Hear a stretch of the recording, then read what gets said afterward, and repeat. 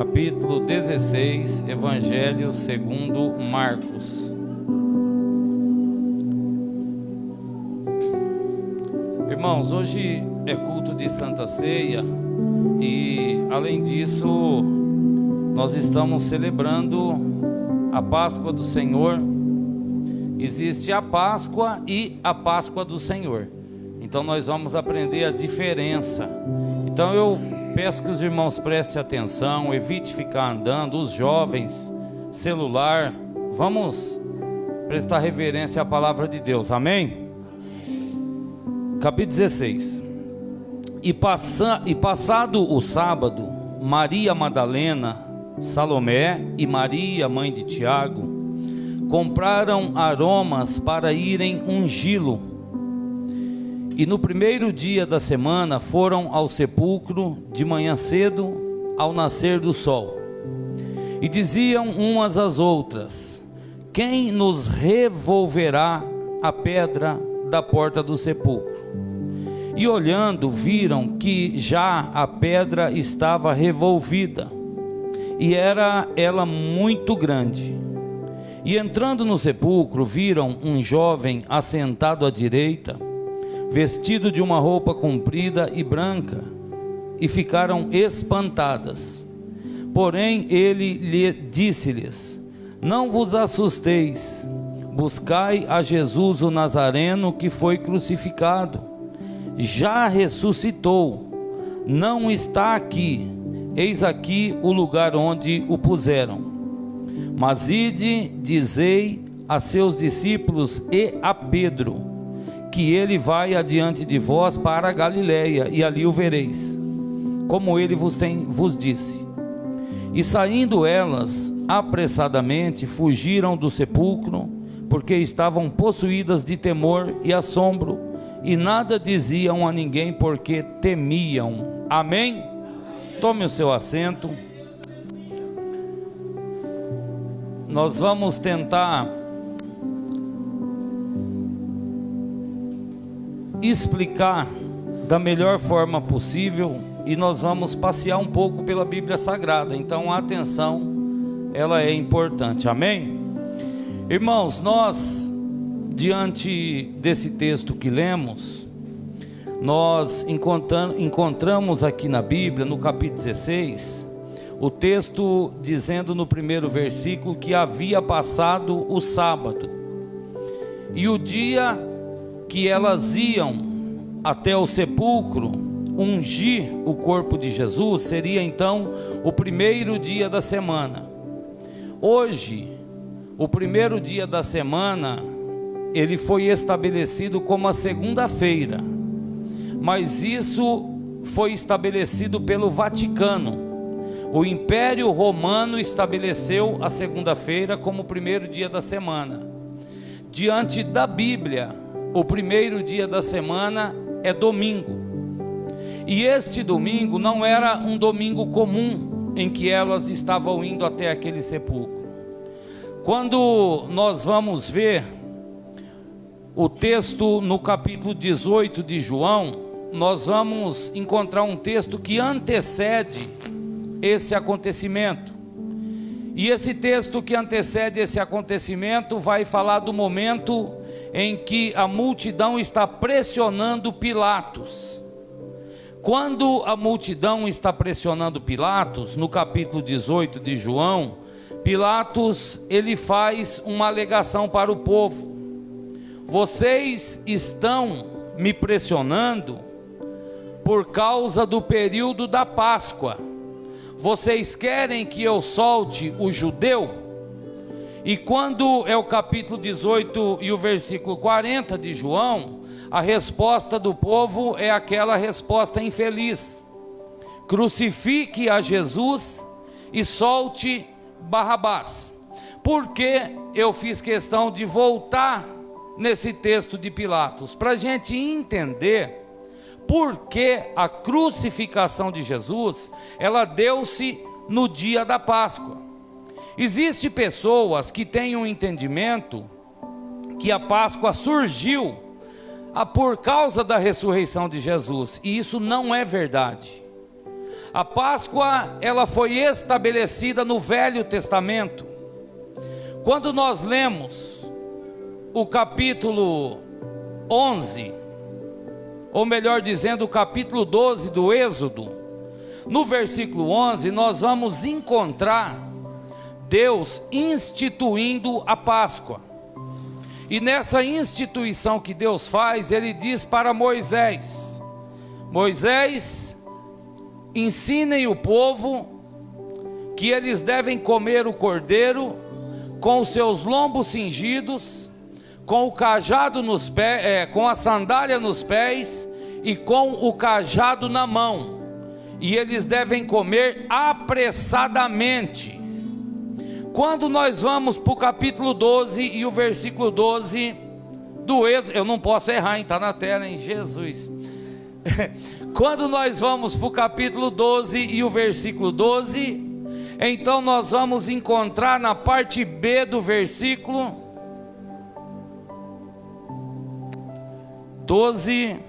14.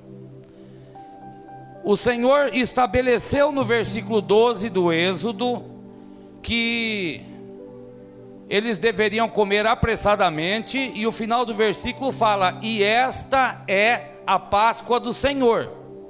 Vocês estão vendo aí o que é a Páscoa do Senhor? Ela foi estabelecida no Êxodo. Por que a Páscoa foi estabelecida no Êxodo? A palavra Páscoa no hebraico, ela é pronunciada como Pessah, com PH no final, que quer dizer passagem. Então, no capítulo 12 do Êxodo, a Bíblia vai falar em todo o capítulo que Deus, ele estava mandando praga para matar os primogênitos no Egito. Mas o povo hebreu, Deus estabeleceu uma aliança. E nessa aliança que o Senhor estabeleceu, Ele disse: vocês vão sacrificar o cordeiro, vocês vão comer, que vai ser a Páscoa do Senhor, porém o seu sangue, ele vai ser aspergido nos umbrais e nas vergas da porta, para que quando o anjo da morte passar, ele passe direto. Por isso quer dizer passagem. Deus usou o termo passagem para dar livramento para os primogênitos dos hebreus. Então no versículo 14, volta lá, vai para o 14. O Senhor disse: e este dia vai ser por memória. Quando o Senhor diz que um dia deve ser por memória, o Senhor está dizendo que nós devemos nos lembrar desse dia. Então a humanidade hoje, os brasileiros estão comemorando a Páscoa, mas eles estão comemorando uma Páscoa doce, porque a Páscoa da Bíblia, a carne do cordeiro tinha que ser consumida com ervas amargas e pão asmos, que era pão sem fermento, porque o fermento na Bíblia simboliza o pecado. Então a Bíblia estava dizendo: vocês vão comer a Páscoa do Senhor sem pecado. A Bíblia está dizendo: não é com a veste manchada que vocês vão comer a Páscoa do Senhor. Então o Senhor, ele disse: vocês vão fazer memória, vai celebrar a festa do Senhor, ao Senhor, nas vossas gerações, e celebrareis por estatuto perpétuo. Sabe o que é um estatuto perpétuo? Enquanto eu tiver vida, esse estatuto tem validade na minha vida. As coisas de Deus não se renova como renovar o RG no poupa-tempo. O nome no livro da vida não se renova igual renovar a habilitação no Detran. As coisas de Deus são estatuto perpétuo na vida do crente. Então a Bíblia disse que essa é a Páscoa do Senhor. Quando nós observamos a Páscoa do Senhor, quando nós observamos que ela se tornaria por estatuto perpétuo, nós encontramos um problema aqui. Por quê? Porque existem grupos de pessoas que defendem que o Velho Testamento não é para nós. Tem pessoas que pregam contra o dízimo, porque diz que o dízimo era Velho Testamento e coisa de hebreu. Mas o Deus da igreja é o Deus do Velho Testamento. Se eu não quero o Velho Testamento, eu não quero o Deus que declarou o Velho Testamento. Então observe que muitas pessoas, elas trazem assuntos tentando desvincular o Velho Testamento do Evangelho. Quando nós encontramos o apóstolo Paulo trazendo um ensinamento para a igreja de Coríntios, ele traz um ensinamento sobre a ceia do Senhor, nós vamos ler isso mais tarde, e ele diz: fazei memória de mim. Fazer memória e se lembrar, ou memorial, é tudo a mesma coisa, só muda a expressão. Então vamos pensar o seguinte: o Velho Testamento está recheado de promessas para nós aqui hoje.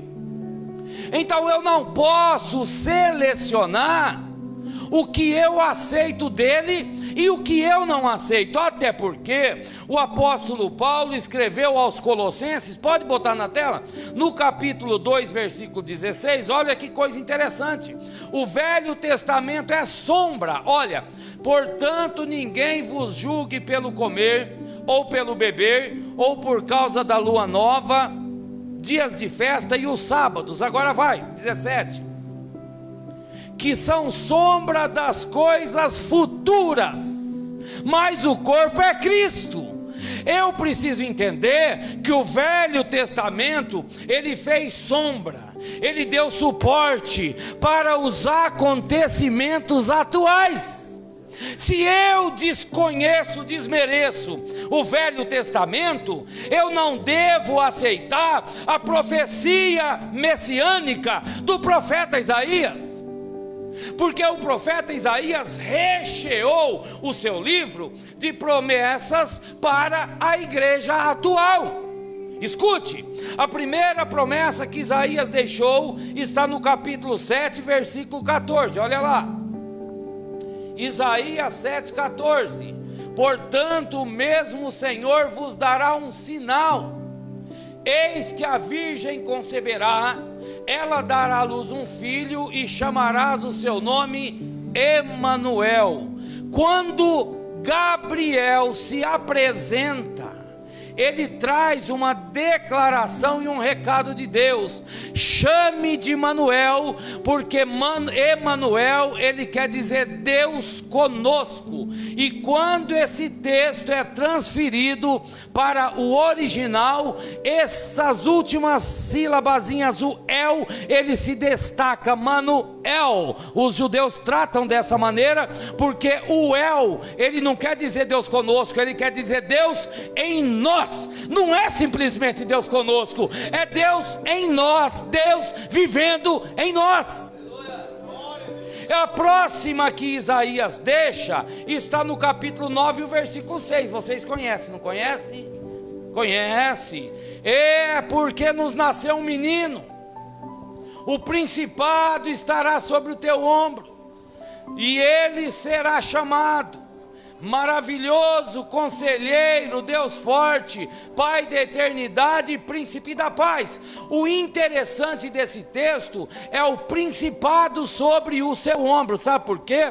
Porque o trono de Davi passou, o trono de Salomão não foi eterno, O trono dos outros reis se estabeleceram por períodos e terminaram, mas o nosso Senhor Jesus Cristo, Paulo escreveu aos Filipenses, como ovelha muda, ele foi ao matadouro, não abriu a sua boca diante dos seus tosqueadores. Por isso Deus lhe deu um nome que é sobre todo o nome, para que no seu nome toda língua confesse, todo joelho se dobre no céu e na terra, que Ele é Senhor, irmão.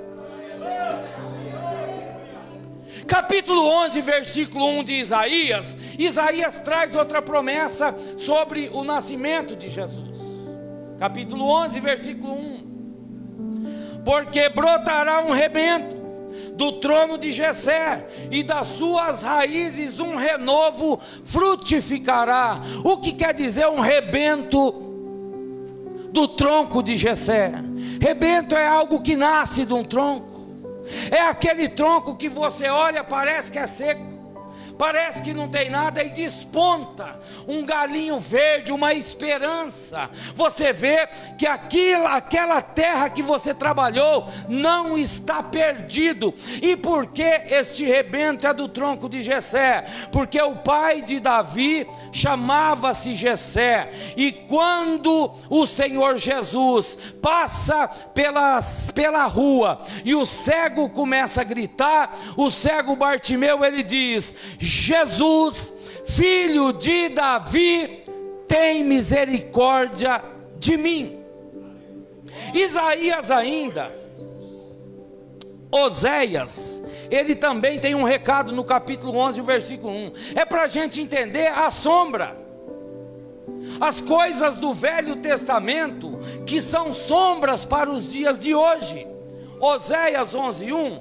Quando Israel era menino, eu o amei, e do Egito chamei a meu filho.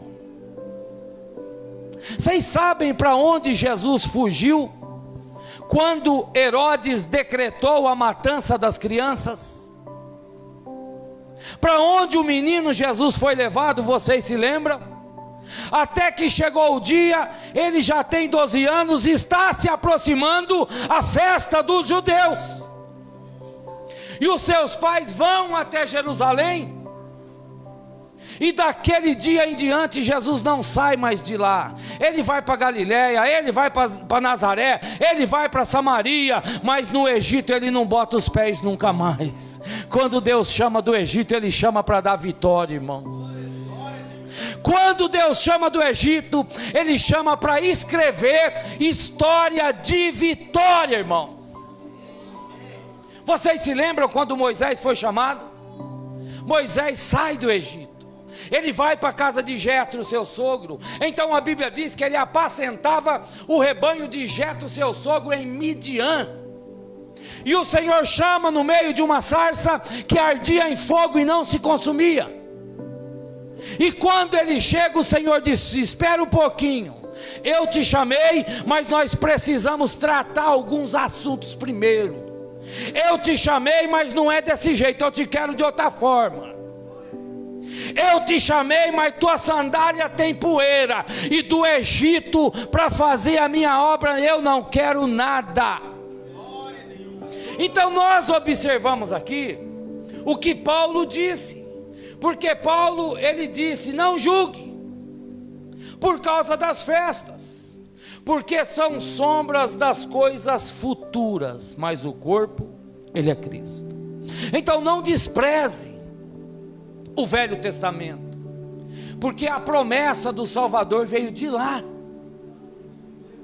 Não despreze o Velho Testamento, porque nós aprendemos com a desobediência daquele povo. Não despreze o Velho Testamento, porque é ali que nós vemos Deus estabelecer a promessa para a igreja que nasceria em Jesus Cristo, irmão. Então nós observamos aqui o seguinte, que houve um período em que existiam sacrifícios, E esses sacrifícios, eles eram usados para perdão de pecados. Quando o Senhor Jesus nasce, começa uma nova história na vida da humanidade. Para que tudo isso acontecesse, o Senhor precisou estender a sua mão forte sobre o Egito. Para que isso acontecesse, o Senhor precisou pesar a sua mão sobre Faraó e sobre aquele povo que oprimia o povo de Deus. Você sabe por que você está aqui hoje? Você está achando que é a tua beleza, o teu salário, o teu porte físico que te trouxe aqui hoje? Houve uma declaração no Velho Testamento dizendo: ora, diga Israel, se não fora o Senhor que estivera ao vosso lado. Nós estamos aqui porque na atmosfera